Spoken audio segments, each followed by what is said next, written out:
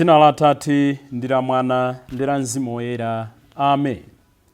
Mukhale oyera monga Atate anu akumwamba ali oyera.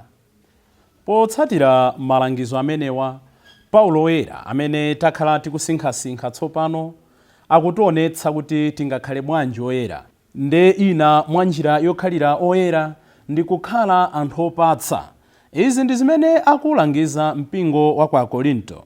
Mawu oyamba lero Lachiwiri pa 20 June chaka cha 2023, lomwe ndi lachiwiri la Mulungu wa 11 Pachaka, akuchokera mkalata yachiwiri ya Paulo yolembera Korinto, mutu wa 8 ndime ya 1 kulekeza 9. Salimo yathu ya tsiku la lero ndi Salimo 146, tamanda chauta iwe mtima wanga. Ndipo mawu amuthenga pabwino ndi monga adalembera Mateyu oyera, mutu wa 5 ndime ya 43 kulekeza 48. Amene akutiwerengera mthenga wabwino komanso kutigawira mawu ndi Reverend Father Francis Damaseke kuchokera ku Episcopal Conference of Malawi, ECM. Ambuye akhale nanu. Mawu amuthenga wabwino monga adalembera Mateyu oyera. Ulemu kwa inu Ambuye. Mutu wa 5 ndime ya 43 kulekeza 48. Pa nthawi yomweyo Yesu adati, mudamva kuti anthu akale aja adawalamula kuti ukonde mnzako ndi kudana ndi mdani wako. Chabwino, koma ine ndikuwuzani kuti muzikonda adani anu ndipo musapempherera amene amakuzunzani. Mukatero mudzakhaladi ana Atate anu amene ali kumwamba. Paja iwo amawalitsa dzuwa lawo pa anthu abwino ndi oyipa omwe, ndipo amagwetsera mvula anthu olungama ndi osalungama omwe. Ngati mukonda okhawo amene amakukondani, mungalandire mphotho yanji? Kodi suja ngakhale okhometsa msonkho amachita chimodzimodzi? Ndipo ngati mupatsa moni abale anu okha, mwachitapo chiyani pamenepo choposa ena? Kodi suja ngakhale akunja amachita chimodzimodzi? N'chifukwa chake monga Atate anu akumwamba ali abwino kotheratu, inunso mukhale abwino kotheratu. Mthenga wa Ambuye. Ulemu kwa inu Ambuye Yesu Khristu. Mawu amene tawerenga wafafanize machimo athu ndi kutifikitsa ku moyo osatha. Amen. Abale ndi alongo, tikupitiriza kusinkhasinkha zophunzitsa za Ambuye Yesu pachidikha, zophunzitsa za Ambuye Yesu pa phiri paja, kutionetsa kuti ngati tikufuna kukhala anthu amtendere, titengere machitidwe Atate athu, titengere makhalidwe Atate athu. Nde mawu amuthenga abwino atiwuza kuti Tate wathu ndi otani. Atiwuza kuti Tate wathu ndi amene samakondera, Tate wathu ndi amene amakhululuka, Tate wathu ndi amene sasunga zidani, sasunga mangawa, amachitira zabwino ngakhale iwo amene amamunyoza, amachitira zabwino ngakhale iwo amene sayamika. N'chifukwa chake ife potsatira Tate wathu akuti tizichita koposa amene amachitira anthu akunja. Ndipo Paulo oyera amene takhala tikusinkhasinkha, amene tikhale tikusinkhasinkhanso msabata ino, akutionetsa practical examples ya mmene tingakhalire abwino monga Atate wathu. Tikamuyang'ana Atate wathuyu ndi wopatsa. Mulungu wathu wopatsa n'chifukwa amatikonda, ayenera kumthokoza. Nyimbo ija imatero. Ndipo tikaona kupatsa kwa Atate wathu sikutengera nkhope, tidalandira madalitso ombwembwesera, madalitso ochuluka. Ndipo adalolera kupereka ngakhale mwana wake mmodzi yekha, chifukwa chotikonda, chifukwa chokukondani, chifukwa chondikonda. Nde Paulo oyera tsiku la lero pamene akulangiza mpingo wa kwa Korinto, akuwauza kuti Chikhristu ndi chipembedzo chimene sichili chongolandira chabe. Chikhristu ndi chipembedzo chopereka.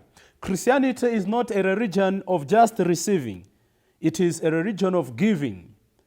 Ndi chipembedzo chotsira nsembe.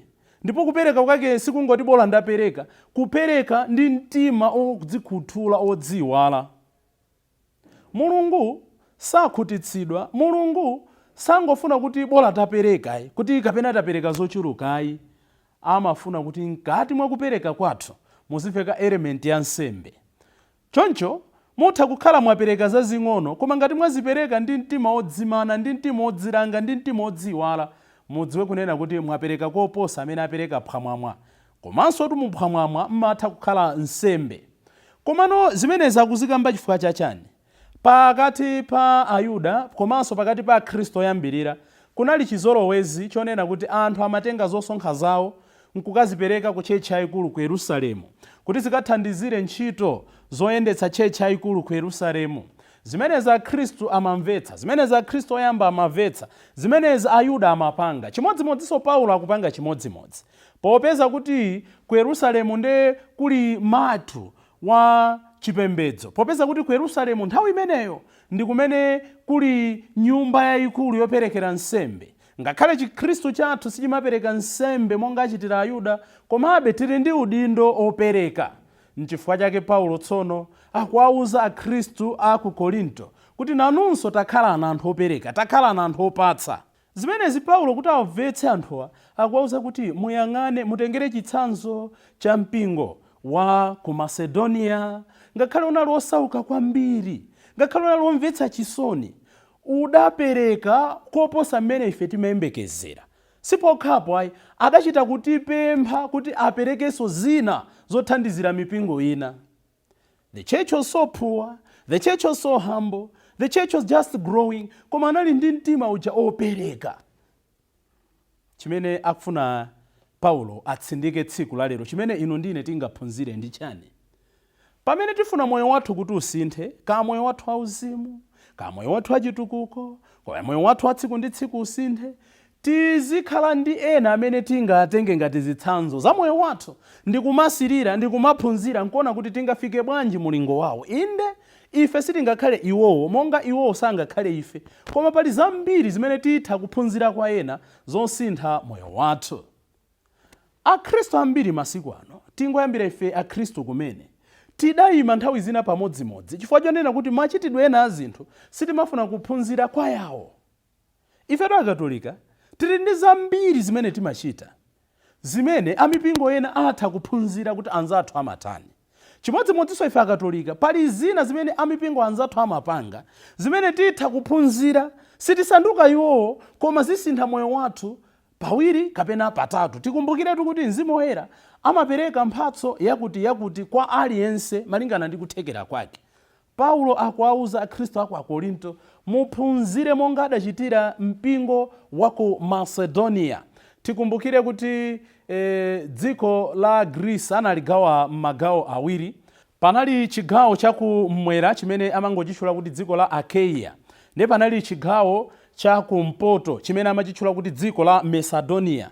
Ku Macedonia kumeneku kunali mizinda ingapo, kunali mzinda ngati wa Berea, kuja Akhristu amati akamva mawu a Paulo amapitanso kapanga cross check kuti kodi zimene akunena Paulo zindizoona. Komanso kunali mzinda uja wa Thessalonica, komanso mzinda uja wa Philippi. So ali ku Macedonia kumeneku ndi mpingo umene odzichepetsa otsika kwambiri umene udanena kuti ife tithandiza, koma udapereka koposa mmene unaliri kupata kwake. Paulo akuwapempha Akorinto kuti aphunzire kuchokera kwa mpingo umenewu. Unali osauka chifukwa chachani? Tikumbukire kuti ku Macedonia kumeneku nde kunali kwawo kwa Alexander the Great. Choncho atabwera ma Romans nkuwagonjetsa, analanda katundu wina aliyense wa mu mzinda mmenemu, kotera kuti mzinda umene unasanduka osauka kwambiri. All the material possessions were taken by the Romans. Choncho nkusauka kwawo, choncho musiwa wawo aphunzira kupatsa. Taonani abale, mavuto nthawi zina amakhala a blessing in disguise. In their poverty, aphunzira kumvetsa kusauka kwa wena, aphunzira kumvetsa kuti kupatsa nchiyani, aphunzira kuti amene akusowa amamva bwanji.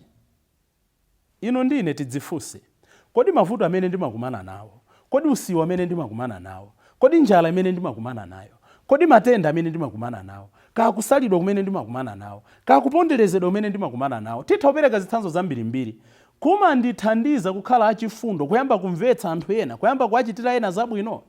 Muonatu kuti ambiri tili pano chifukwa choti ena adatichitira zabwino, m'malo monena kuti nyengo imene tinali pa usiwa, nyengo imene tidamva kuwawa ndi moyo itithandize kuyamba kutukula moyo wa wena. Ndenso mwina ndi amene timakhala anthu ankhwidzi koposa, anthu ankhaza koposa. Koma chidawupangitsa mpingo wa ku Macedonia kuti ukhale opereka, kuti ukhale opatsa, kuti ukhale oganizira ena ndi chiyani?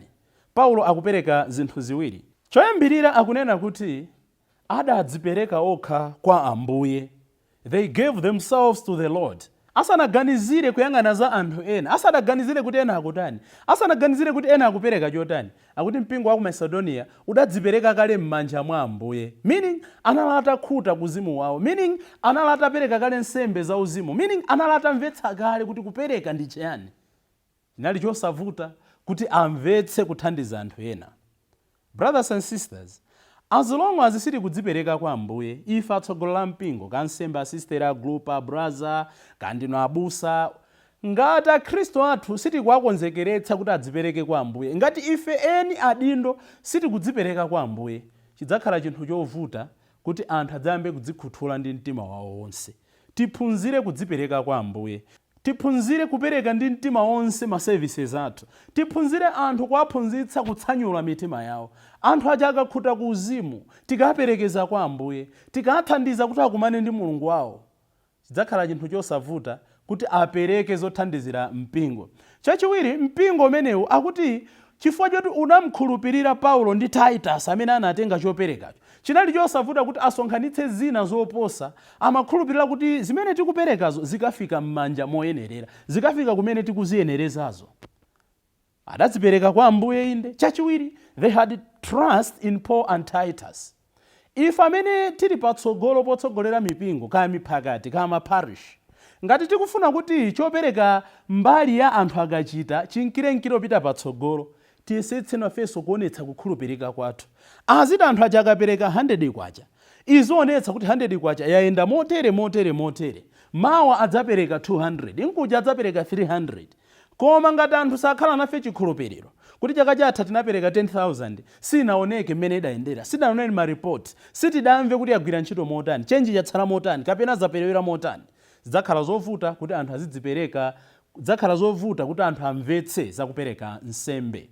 Tapemphe Ambuye chauta tsiku la lero kuti monga unachitira mpingo wa ku Macedonia, monga Paulo akupemphera mpingo wa ku Korinto, nafenso tikhale anthu opereka molowa manja. Koma kuti zimenezo zitheke, choyamba tidzipereke ife eni, tipereke mitima yathu kwa Ambuye. Kachiwiri, tapempherere adindo atsogoleri athu kuti akhale ndi sense of accountability and transparency. Ambuye tithandizeni tsiku la lero kuti tikhale oyera, tikhale abwino, monga inu Tate athu akumwamba muli wabwino. Dzina la Atate ndi la Mwana ndi la Mzimu Woyera. Amen.